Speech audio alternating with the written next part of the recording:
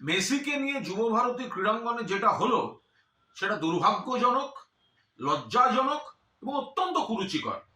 কিছু লোকের হ্যাংলামির জন্য এরকম একটা লজ্জাজনক পরিস্থিতি কলকাতার উপর হলো। কেন মেসি যখন মাঠে ঘুরছেন, এত মানুষ তারা কত শখ করে খেলার, তো মূল কথা ছিল না মেসিকে দেখতে যাচ্ছে, মেসি আসছেন, স্বপ্নের নায়ক, মেসিকে দেখতে যাচ্ছেন।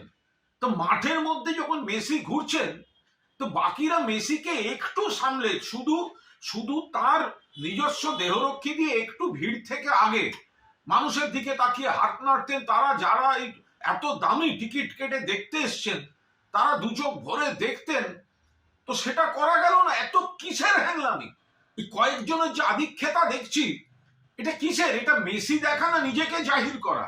এটা কি হ্যাংলামি হলো? ফলে দূরে যারা বসলেন, যারা গ্যালারিতে টাকা দিয়ে গেছেন, ওই ভিড়ের মধ্যে দেখতে পাচ্ছেন না। কোনো পরিকল্পনার মা বাবা নেই।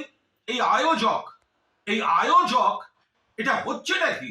শুধু টাকা, শুধু ব্যবসা। আর যে ক্রীড়া প্রেমীরা এখানে